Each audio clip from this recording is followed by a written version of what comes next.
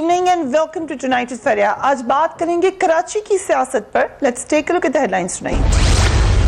M Q M کے ارکان assembly کی پی ایس پی میں شمولیت میں تیزی آ گئی. ایم کیو ایم کے اندر دھڑے بندیاں، سینئر رہنما بھی مایوس ہونے لگے. MQM PIB اور بہادر آباد میں اختلافات کیوں ختم نہ ہو سکے؟ فاروق ستار کا مصالحتی فارمولا ایم کیو ایم بہادر آباد کو قبول کیوں نہیں؟ پوچھیں گے ایم کیو ایم کے رہنما فیصل سبزواری سے.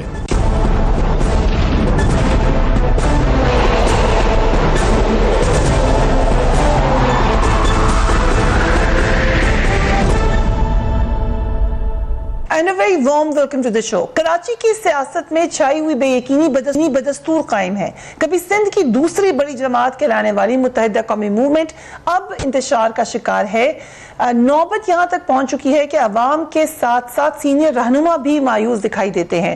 رابطہ کمیٹی کے سینئر رکن شبیر قائم خانی بھی صورتحال سے مایوس ہو کر استعفیٰ دے چکے ہیں.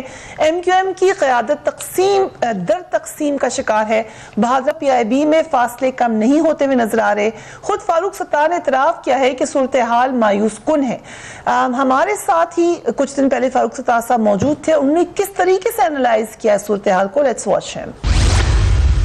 پہلے تو میں بھی برملا اس بات کا اعتراف کروں گا کہ صورتحال قطعی طور پر خوش کن نہیں ہے اور مجھے بھی بڑا صدمہ ہے اور میں بھی ایک اذیت سے ہی دوچار ہوں، کیونکہ ایسا میں نے کبھی نہیں سوچا تھا کہ میرے ساتھ میرے اپنے رابطہ کمیٹی کے ساتھی جن کے ساتھ میری برسہ برس کی رفاقت رہی ہو، وہ کسی بھی ایشو کو لے کر اسے پبلک میں اور میڈیا میں لا کر ایک تو اس کی ہائپ کریٹ کریں گے اور مجھے میلائن اور ڈیگریڈ کریں گے. نمبر 2، پھر اس ایشو کو لے کر اسے ایک طرف رکھ کے مجھے 2/3 اکثریت سے رابطہ کمیٹی کی کنوینرشپ سے فارغ کر دیں گے. ہمارے ساتھ فیصل سبزواری آج موجود ہیں. Thank you so much for being with us on this program. Faisal Sabzwari صاحب، جس طریقے سے فاروق ستار صاحب نے کہا کہ ایٹ لیسٹ اکنالج کرتا ہوں میں کہ حالات مایوس کن ہیں، آپ بھی اکنالج کریں گے کہ معاملہ بڑی حد تک اب مایوسی کا شکار نظر آ رہا ہے؟ جی بہت شکریہ فریہ. میرے خیال میں فاروق بھائی تو ابھی یہ کہہ رہے ہیں، ورنہ بہت سارے لوگ ان کے کیمپ میں بڑی خوشیاں مناتے ہوئے نظر آ رہے تھے جب سے یہ صورتحال شروع ہوئی ہے. لیکن ہمارے ہاں فکر مندی روز اول سے ہے اور پریشانی ہے. یہی وجہ ہے کہ ہم بار بار فاروق بھائی کے گھر پر گئے، ان کے ساتھ بیٹھتے رہے، ان کے ساتھ بیٹھنے کی کوشش کی، ابھی بھی بیٹھ رہے ہیں. ہیونگ سیڈ دیٹ، جو فاروق بھائی کا میں نے کلپ سنا آپ کے پروگرام کا، میرا نہیں خیال کہ ہماری جانب سے فاروق بھائی کو ملائن کیا گیا ہے. اگر وہ کامران ٹسوری صاحب کے جو عمل رہا ہے اس پر گفتگو کو اپنی تضحیق سمجھتے ہیں خدا نخواستہ، تو یہ ایک دوسری بات ہے. لیکن ہمارے ہاں بہت سوچ کر سمجھ کر فاروق ستار بھائی کی ذات کے حوالے سے کوئی ایک لفظ بھی ادا نہیں کیا گیا ہے. یہ ہماری سٹیٹڈ پالیسی ہے. لیکن جو آپ نے کامران ٹسوری کی بات کی، اس حوالے سے کیونکہ ہم نے ان سے پوچھا، وہ تو ابھی تک نہیں مانتے کہ کامران ٹسوری کا معاملہ. ہم آپ کو دکھا دیتے ہیں انہوں نے کیا کہا تھا. لیٹس واچ کہ کامران ٹسوری کا معاملہ تھا ہی نہیں. فاروق ستار یہ کہتے ہیں. Let's watch. کامران ٹسوری بھائی کو بنیاد بنایا گیا تو میں نے اسی وقت کہہ دیا کہ معاملہ کامران ٹسوری بھائی کا نہیں ہے، میری سربراہی کا ہے. اور سربراہ ہوتا ہے، اس کی عزت اور احترام اپنی جگہ ہے، اور کچھ معاملات میں فیصلوں کا آخری اختیار اسے دیا جاتا ہے. میں یہ اسپیس مانگ رہا ہوں اور رسپانسبلٹی بھی لینے کے لیے تیار ہوں اپنے کسی ایسے فیصلے جو کسی اکثریتی رائے کے برخلاف میں دوں اور اس کی ضمانت بھی کامیابی کی میں دوں. اور بصورت دیگر میں یہ بھی آفر کر رہا ہوں ایک ایسا سربراہ اتنا ڈیموکریٹک، اتنا مشاورتی عمل میں ماننے والا کہ اگر ایک فیصلہ وہ خود کر بھی رہا ہے تو وہ یہ کہہ رہا ہے کہ اگر وہ بیک فائر کرے گا تو میں عوام کے سامنے اس کی معافی مانگوں گا. ایک تو وہ کتنا ڈیموکریٹک رول مانگ رہے تھے، اس پہ تو ہم بعد میں آئیں گے فیصل سبزواری صاحب. لیکن کامران ٹسوری کے معاملے سے آگے کہتے ہیں فاروق ستار صاحب، وہ کہتے ہیں باقاعدہ پلان کیا گیا اور لوگ شامل ہیں اور قوتیں اس میں شامل ہیں. پرویز مشرف کو واپس لانے کی ایک خواہش اس میں شامل ہے اور -2 کا یہ فارمولا ہے. یہ فاروق ستار صاحب کی انڈرسٹینڈنگ ہے. نہیں، میں سمپلی ریجیکٹ کرتا ہوں. فاروق بھائی نے جو بھی باتیں کی ہیں ان کو یکسر مسترد کرتا ہوں نہایت احترام کے ساتھ. فاروق بھائی کو مجھے نہیں علم کہ یہ گمان کیوں ہے. بالکل جی، کامران ٹسوری صاحب کی ذات، ان سے منسوب فاروق بھائی کے فیصلے، ان کی مصنوعی ترقی اور ترویج جو تنظیم میں کی گئی، اس کے لیے کی گئی گروہ بندی، یہ سارے مسائل ہیں. پرویز مشرف کہاں سے آ گئے؟ پرویز مشرف تو کوئی ایشو ہی نہیں ہے. مدد ہمارے ہاں مدد 25 بار تو میں کہہ چکا ہوں ٹیلی ویژن کے اوپر بیٹھ کے MQM کی جانب سے کہ کوئی سربراہ کی آسامی تھوڑی ہے کہ پرویز مشرف صاحب آئیں گے اور اس پہ بیٹھ جائیں گے. نہیں جی، بالکل نہیں، ایسا ہے ہی نہیں. تو میرے خیال میں ایسا نہیں ہے، کیونکہ کامران ٹسوری صاحب ایک مجھے یہ لگتا ہے فاروق بھائی کی مشکل کہ وہ قابل دفاع نہیں ہیں. ٹیلی ویژن پر ہوں، کارکنان ہوں، عوام ہوں ان کے سامنے، کراچی شہر میں بالخصوص، تو قابل دفاع نہیں ہے. تو اس لیے مقدمہ یہ بنایا جا رہا ہے کہ نہیں جناب مسائل دیگر میں ہیں. نہیں، مسائل اگر دیگر ہوتے تو وہ نمٹتے نہ. سارے مسائل نمٹ گئے، ہمارے فاروق بھائی کے درمیان بیٹھ کر گفتگو ہو گئی، ایک جگہ مسئلہ آ کر اٹک جاتا ہے. فاروق بھائی فرماتے ہیں کامران ٹسوری کا میں کیا کروں، مجھے ان کے لیے بتائیں کہ ان کو پارٹی میں کہاں پلیس کیا جائے. اب ہمارے یہاں ساتھی یہ کہتے ہیں کہ دیکھیے جی، ہم یہ سمجھتے ہیں کہ کامران ٹسوری صاحب بہت قابل احترام فرد ہوں گے، فاروق بھائی کی نظر میں بھی ویسے بھی ہیں، ہم کیوں کسی کے اوپر کوئی الزام لگائیں. ہماری پرابلم یہ ہے کہ جس طرح کی MQM تھی ہے اور چلے گی، اس میں کامران ٹسوری صاحب فٹ نہیں ہوتے، بلکہ وہ منفیت آ جاتی ہے ان کے ساتھ جو ایسوسیٹڈ جو ایکٹس رہے ہیں، تو اس لیے ہمیں قابل قبول نہیں ہوتے. تو وہ وہی مسئلہ رک جاتا ہے. باقی دیگر مسائل تو حل ہیں، فاروق بھائی اور ہمارے طے ہو چکے تھے. لیکن جب بات یہاں آتی ہے کہ جناب کامران ٹسوری کا آپ کوئی حل نکالیں، تو یہ حل تو فاروق بھائی کو ہی نکالنا تھا. وہ فاروق بھائی یہ برڈن بھی ہم پر رکھ دیتے ہیں جو میرا نہیں خیال کہ ہم اٹھا پائیں گے. کامران ٹسوری کے اوپر ہی، کیونکہ یہ بہت دفعہ سوال پوچھا جاتا ہے، لیکن اس میں عامر لیاقت صاحب نے اس کا تبصرہ یہ کیا تھا کہ ایک پھول ہے ایک خوشبو ہے. یہ آپس میں ان کا تعلق ہے کیا، کامران ٹسوری کا اور فاروق ستار صاحب کا؟ دیکھیے، مجھے تو وہی علم ہے فریحہ جو فاروق ستار بھائی نے خود فرمایا ہے بارہا. وہ یہ کہتے ہیں کہ ان کی اور میری دوستی ہے پرانی، ہمارے خاندانوں کے روابط ہیں. یقیناً سب کے ہو سکتے ہیں، سب کی ہوتی ہے دوستی، آدمی ہر فرد آزاد ہے اپنی دوستی میں. ہماری صرف پرابلم یہ ہے کہ ہم یہ کہتے ہیں کہ دیکھیے MQM جیسی تنظیموں میں کہ جو کسی کی جاگیر نہیں ہے، کسی مخصوص قبیلے ذات پات کی نہیں ہیں، کوئی اون نہیں کرتا جن کو، وہاں آپ 23 اگست کے بعد، خاص کر الطاف حسین صاحب کے بعد جب اس کو چلانا ہے تو آپ اصول کی بنیاد کے اوپر ہی چلا پائیں گے نا. یہ مینڈکوں کی پنسیری ہے، اس کو تولنا ہے، مینڈکوں کو آپ کیسے تولیں گے؟ تو وہ اصول MQM کے جو مروجہ اصول ہیں اس میں یہی تھا کہ جناب دوستوں کو ہم ترویج نہیں دیتے MQM میں. یہ ہم نے پہلی دفعہ اعلان اس اصول کو توڑا اور اس کا ہم نے خمیازہ بھگتا ہے. تو ہم یہ نہیں کہتے کہ کامران صاحب کوئی غلط آدمی ہیں یا فاروق بھائی کو دوستی نہیں رکھنی چاہیے. بالکل 100 بسم اللہ آنکھوں پر رکھیں، وہ مجھ سے کہیں زیادہ بہتر آدمی ہوں گے. لیکن ہماری پرابلم یہ ہے کہ وہ MQM کے ذمہ دار کی حیثیت سے جو MQM کی ذمہ داریاں تھیں، تنظیم یہ سمجھتی ہے کہ وہ تنظیم کے خلاف کام ہوا ہے، اس لیے وہ قابل قبول نہیں ہے. اگر لیڈرشپ کو انالائز کریں فاروق ستار صاحب کی، کیونکہ انہوں نے کہا کہ میں تو بڑا ایک ڈیموکریٹک قسم کا سسٹم رکھتا تھا، لیکن خود ہم نے MQM کے اندر سے آوازیں سنی کہ شاید کچھ ڈکٹیٹوریل ٹینڈنسی نظر آئی، خاص طور پہ کامران ٹسوری کے معاملے پہ. یہ بھی کہا گیا کوٹ اینڈ کوٹ، ایک سینئر لیڈر نے کہا کہ ہم دوسرا الطاف حسین نہیں بننے دیں گے. کس قسم کی لیڈرشپ تھی؟ ڈکٹیٹوریل تھے یا ڈیموکریٹک تھے فاروق ستار صاحب؟ دیکھیے، بے نظیر بھٹو، الطاف حسین یا نواز شریف یا عمران خان، کوئی دوسرا کیا بنے گا؟ ہر پارٹی میں شاید ایک ہی ہوتے ہوں گے. 23 اگست کے بعد یہ طے ہوا تھا کہ یہ جماعت ایک مشاورتی عمل کے ذریعے چلے گی جو آگے جا کے ایک جینوئن خالص جمہوری عمل میں تبدیل ہوگا. یعنی ہم انتخابات کروائیں گے کنوینر کی پوسٹ کے بھی. MQM میں کوئی عہدہ، کوئی ذمہ داری تاحیات تو نہیں ہے. ٹھیک. تو یہ ہمارے ہاں تو طے تھی. بدقسمتی کے ساتھ جب کامران صاحب کی انٹری ہوئی ہے، اس کے بعد بارہا فاروق بھائی کی جانب سے یہ سنا گیا کہ میرے پاس اختیار ہونے چاہیے. اس کو جب ڈیفائن کرنے کے اوپر بیٹھیں کہ اختیار کیا ہونے چاہیے، تو پتہ یہ چلتا ہے کہ وہ اس میں شاید کہیں کوئی آمرانہ رنگ مانگا جا رہا تھا جو میں یہ نہیں سمجھتا کہ ایم کیو ایم میں جس کی گنجائش ہے، پہلی بات۔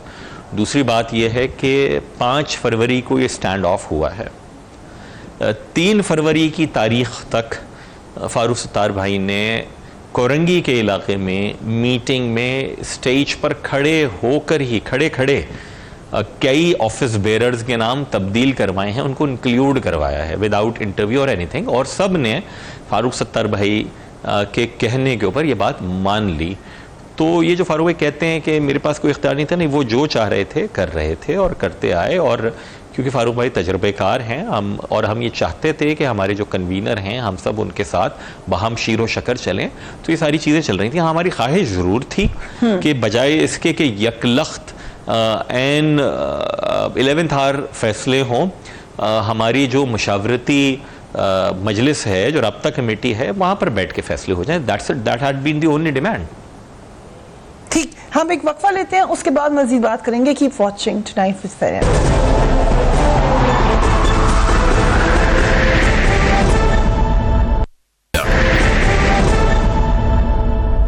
And welcome back. اپنے ابھی تک ہم نے یہ انالائز کیا کہ ہوا کیا، لیکن let's move forward. Farooq Sattar صاحب کہتے ہیں میں نے ایک ماڈل پیش کیا ہے کہ جو الیکشن تک معاملات چلانے کے لیے ایک ایڈ ہاک کمیٹی بنا لیتے ہیں، اس طرح اس کو چلاتے ہیں۔ یہ قبول ہوگا معاملہ آپ کو؟ نہیں، میرا نہیں خیال، کیونکہ وجہ اس کی یہ ہے، فریہ آپ کے سامنے ہے کہ الیکشن کمیشن نے ایم کیو ایم کے آئین کی روشنی میں ایک فیصلہ کیا۔ اس فیصلے کو باوجود اس کے کہ فاروق بھائی نے متعدد ٹیلی ویژن انٹرویوز میں اس سے پہلے یہ کہہ دیا تھا کہ میں مان لوں گا، اور تو اور 18 مارچ کو جو فاروق بھائی نے اپنا جلسہ کیا لیاقت آباد میں، اس میں بڑے جذباتی انداز میں تقریر کرتے ہوئے فاروق بھائی نے فرمایا تھا کہ میں میرے حق میں آیا تو بھی مانوں گا، خلاف آیا تو بھی مانوں گا۔ مجھ سمیت کئی لوگوں سے خود کہا تھا فاروق بھائی نے، یہ عوام سے کہا تھا۔ ٹھیک، اس فیصلے کو فاروق بھائی نے نہیں مانا، رائٹ۔ انہوں نے اس کو اسلام آباد ہائی کورٹ جا کر چیلنج کر دیا۔ اب ہمارا ماننا یہ ہے کہ چلیے ہائی کورٹ اگر الیکشن کمیشن کے فیصلے کو نل اینڈ وائڈ کر بھی دے گی، جو کہ نہیں کیا، انہوں نے صرف سسپینڈ کیا ہے، اور ہیئرنگ کے لیے پہلی تاریخ انہوں نے ٹھہرائی ہے 11 تاریخ، تو وہ کیا کرے گی؟ میکسیمم کیا ہوگا؟ زیادہ سے زیادہ یہ ہوگا کہ وہ یہ کہے گی کہ جناب آپ نے ڈاکٹر فاروق ستار بھائی کو بطور کنوینر غلط طریقے سے نکالا، تو کیا ہوگا؟ تو یہ ہوگا کہ فاروق ستار بھائی دوبارہ ایم کیو ایم پاکستان کے کنوینر ہو جائیں گے۔ تو یہ بات تو ہم انہیں 25 بار آفر کر چکے ہیں۔ ٹھیک ہے، ہائی کورٹ یہ تھوڑی ڈکٹیٹ کر سکتی ہے ایم کیو ایم کو کہ آپ اپنے آئین میں سے رابطہ کمیٹی کے 2 تہائی اختیارات نکال دیں، یا آپ اپنی رابطہ کمیٹی میں سے عامر خان، فیصل سبزواری، خالد مقبول صدیقی، XYZ کسی کو نکال دیں۔ ٹھیک ہے، یا یہ تھوڑی کہہ سکتی ہے ہائی کورٹ کے رابطہ کمیٹی نے جو اپنی بہت بڑی اکثریت سے کامران ٹسوری صاحب کو رابطہ کمیٹی سے نکالا، ان کو واپس رکھ لیں، یہ نہیں کہہ سکتی ہائی کورٹ۔ تو فیصلہ اگر عدالت سے بھی آئے گا تو یہی آئے گا کہ جناب جو ایم کیو ایم کی سپریم باڈی ہے وہی ایم کیو ایم کے معاملات چلاتی رہے، جو کہ ایم کیو ایم کے آئین کے تحت ہے۔ ٹھیک ہے، تو اس لیے ہمیں اس طرح کی کوئی چیز قابل قبول نہیں ہے جو کہ مصنوعی ہو، پہلی بات۔ اور دوسری بات یہ کہ تنظیم میں جس گروہ بندی کے خلاف ہم اٹھ کھڑے ہوئے ہیں وہ اس گروہ بندی کو پرماننٹ اور سیمنٹ کر دے کہ نہیں جناب کچھ تمہارے اور کچھ میرے۔ ٹھیک ہے، یہ تو پھر ایم کیو ایم نہیں ہوگی، یہ کوئی مسلم لیگ کا کوئی دھڑا ضرور ہو سکتا ہے، ایم کیو ایم نہیں ہو سکتا۔ اوکے، سو آپ نے بڑا کلیئرلی کیٹیگوریکلی بتا دیا کہ یہ جو ان کی سفارش ہے وہ ہونا ممکن نہیں ہے۔ مصطفیٰ کمال صاحب، ان کو علم ہے، مصطفیٰ کمال صاحب کیسے اینالائز کر رہے ہیں ان تمام معاملات کو؟ لیٹس واچ ہم۔ کہ 2 سالوں سے جو ہم کہہ رہے ہیں اس سے الگ کیا ہو رہا ہے، اس سے ہٹ کر کیا ہو رہا ہے، ہمیں تو کوئی سرپرائز نہیں ہے۔ یہ ایسے ہی لوگ تھے، ہیں، اور یہ اور یہ پتنگ یہ ان کو اس لیے چاہیے کہ ان کے 100-200 لوگ جو ہیں وہ ان کا سب اچھا ہو جائے۔ وہ یہ کہتے ہیں کہ یہ آپس کی جنگ ہے، جو مسئلہ کوئی بھی نہیں ہے، کوئی اصولی مسئلہ نہیں ہے، صرف اور صرف ووٹس کی جنگ ہے دونوں دھڑوں میں۔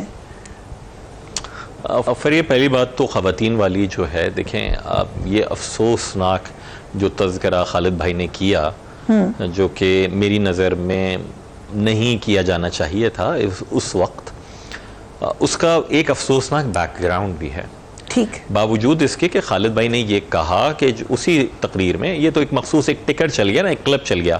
جیسے میں نے سندھ اسمبلی کی تقریر میں یہ کہا تھا کہ بھائی میں تو مہاجر نہیں ہوں, میں تو پاکستان میں پیدا ہوا ہوں. تو اس کے معنی یہ تھے کہ میں نے خود ہجرت نہیں کی ہے, میرے والد نے کی ہے, لیکن کیونکہ ساتھ میں آگے میں نے یہ کہا کہ کیونکہ میرے جیسوں کو یہاں وہ سیاسی شناخت ہی نہیں ملی اور یوسرپ ہوتے رہے اور ہمارے حقوق نہیں ملے, تو اس لیے میں مہاجر ہوں. لیکن یہ بات میڈیا نے ٹکر پہ اٹھائی ہی نہیں, اور وہ آج تک وہی ایک ٹکر بریکنگ نیوز نکال کے ہمارے مخالفین ہمیں دکھاتے ہیں لندن کے ادھر ادھر. خیر, تو یہی خالد مقبول صدیقی صاحب کی ہوئی ہے کہ انہوں نے یہ بھی کہا کہ ہماری ماؤں بہنوں کی جانب کوئی نظر اٹھا کر دیکھے گا تو کارکن اس کی آنکھ بھی نکال سکتے ہیں. یہ ساری باتیں انہوں نے کی ہیں, لیکن میں یہ سمجھتا ہوں اس کے ساتھ ساتھ کہ نہیں, ہم نے معذرت بھی کی اس کے اوپر ان بہنوں سے بھی, تمام بہنوں سے, اور میں یہ سمجھتا ہوں کہ نہیں کیے جانے چاہیے. ڈاکٹر خالد مقبول صدیقی بھائی نے بھی اس بات کو ایڈمٹ کیا, پہلی بات. ٹھیک ہے. دوسری بات یہ کہ مصطفیٰ کمال صاحب کیونکہ دیکھیں ہمارے سیاسی مخالف ہیں, تو وہ اپنی دانست میں تو ہماری تنقید ہی کریں گے, تو وہ کر رہے ہیں.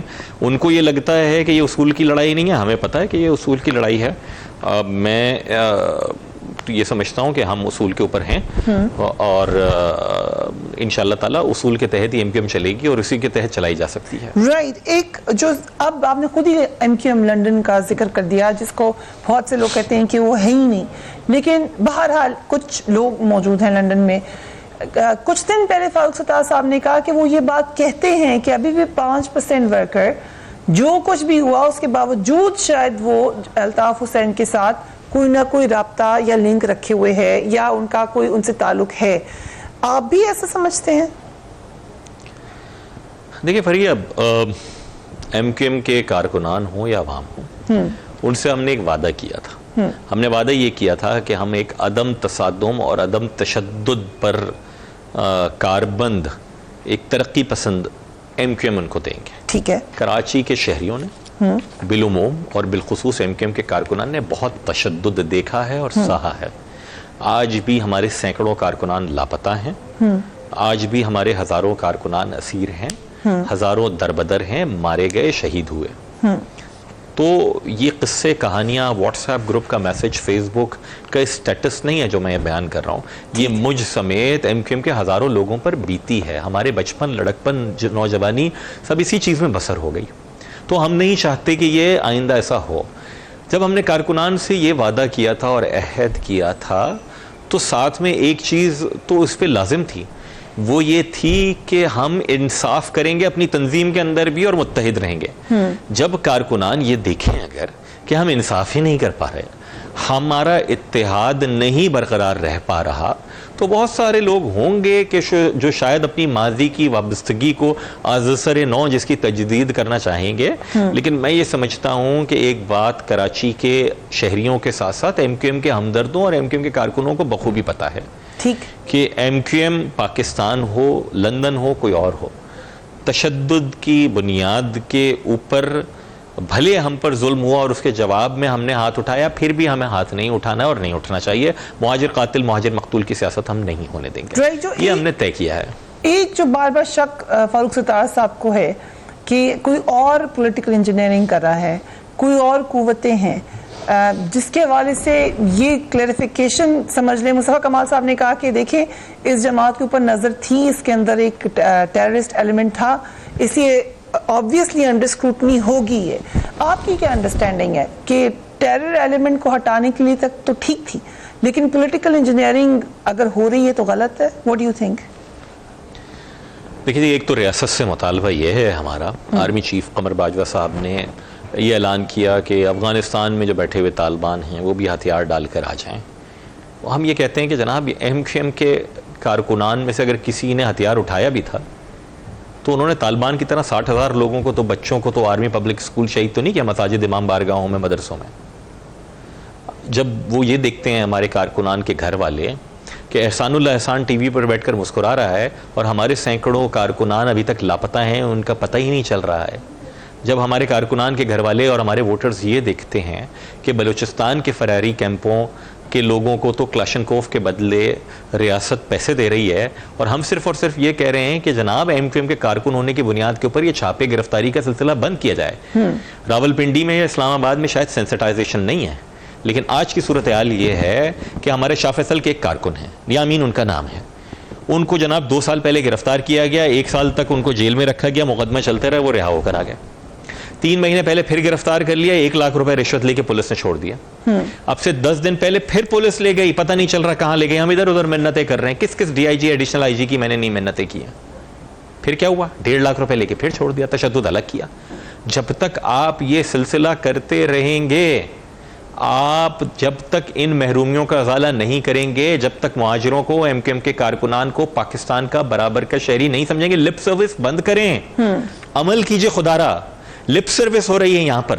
40 گز کے مکان میں چھاپا مار کے اگر وہاں کلاشنکوف سے چھاپا مارنے والے ٹین کی چھت اڑا دیتے ہیں, جبکہ وہ ایم کیو ایم کا کارکن بھی نہیں ہے اس گھر میں موجود, تو آپ کیا سمجھتے ہیں کہ یہاں ہر اس فرد کو ڈاکٹر فاروق ستار ہوں یا خالد مقبول صدیقی ہوں یا کوئی یا مصطفیٰ کمال ہوں, یہ سمجھا سکیں گے کہ تم پتھر نہ اٹھاؤ؟ خدارا یہ روش ریاست کی اور حکومت کی تبدیل ہونی چاہیے. ٹھیک, ہم ایک بریک لے رہے ہیں, اس کے بعد بات کریں گے سینٹ الیکشنز کی. Keep watching tonight فیریا.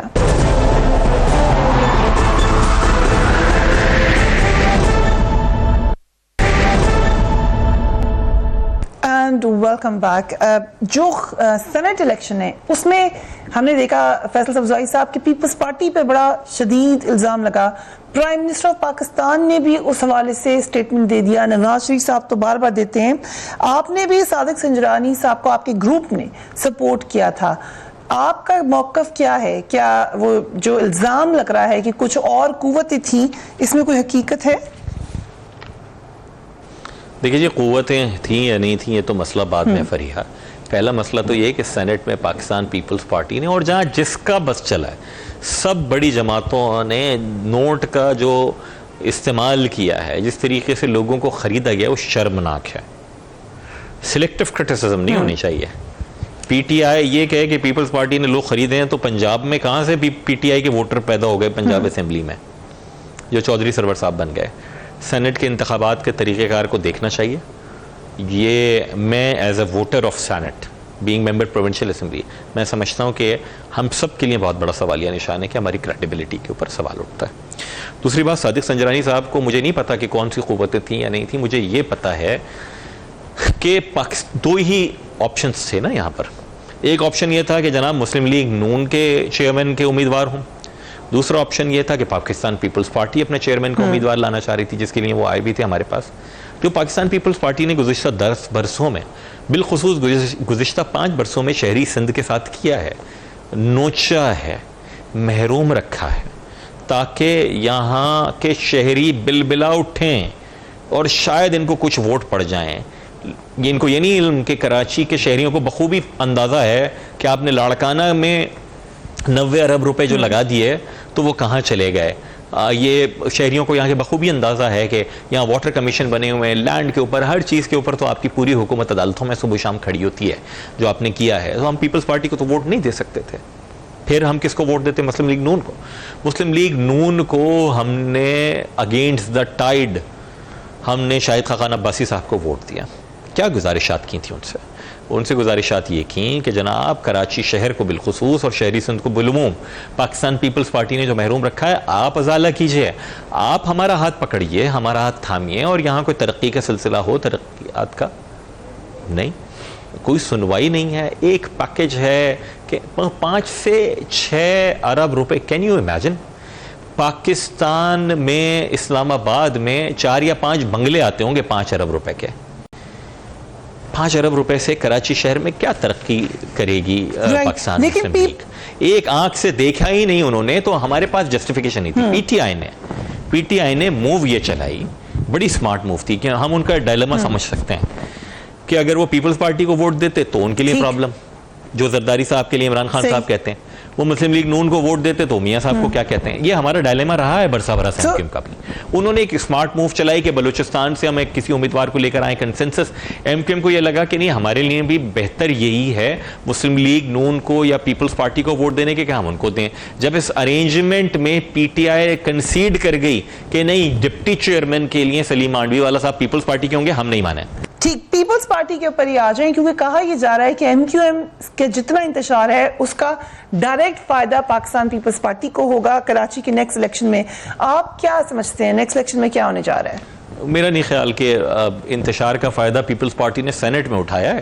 ہمارے لوگوں کو لے اور کر کے وہ اپنے پاس لے گئے, کافی ووٹ انہوں نے ہمارے لے لیے, لیکن عام آدمی کا ووٹ نہیں لے پائیں گے پاکستان پیپلز پارٹی والے. کراچی کا شہر, بھٹو صاحب کے زمانے میں کراچی شہر سے ایک نشست لی تھی, اور 70 کے الیکشن میں پیپلز پارٹی نے 77 کے انتہائی ڈوبیس الیکشن میں 3 نشستیں لی تھیں. تو یقیناً آصف زرداری صاحب, ذوالفقار علی بھٹو تو نہیں ہے. لیکن آپشن کیا ہے فیصل زرداری صاحب اس وقت؟ تو آپ کے اپنے لوگ یہ ہم پر فریہ یہ ہے $1 ملین کوسچن. اور میں یہ سمجھتا ہوں کیونکہ کراچی کے شہریوں کے پاس اب بھی سب سے زیادہ بہتر مناسب آپشن کیونکہ ایم کیو ایم پاکستان کا ہے, اس لیے ہم سے مراد خالد مقبول صدیقی بھائی پر بھی, فاروق ستار بھائی پر بھی, ہم سب پر ذمہ داری عائد ہوتی ہے کہ ہم اپنے معاملات جلد درست کریں, تنظیمی کام کو بہتر کریں, مثبت, عدم تصادم, عدم تشدد والی ترقی پسندانہ سیاست کی ایم کیو ایم لوگوں کو دیں. شہری سندھ کے لوگ ایم کیو ایم پر پہلے سے زیادہ اعتماد کریں گے. جو یہ خبریں آئیں کہ سینسس کی وجہ سے یا اور ڈیلیمیٹیشن کی وجہ سے الیکشن ڈیلے ہو سکتا ہے, انٹرم گورنمنٹ لمبی آ سکتی ہے, کیا آپ سمجھتے ہیں کہ اس کا کوئی فائدہ ہوگا؟ فائدہ نقصان تو ایک طرف ہے. میں یہ سمجھتا ہوں کہ جو مردم شماری میں ہوا ہے کراچی شہر کے ساتھ, اگین جو لوگ یہ کہتے ہیں نا کہ کراچی والے دیکھیں نا ملک کے بارے میں کیوں نہیں سوچتے. بھائی ملک کو تو چلا رہا ہے کراچی شہر, لیکن کیا ملک کراچی کے بارے میں سوچ رہا ہے؟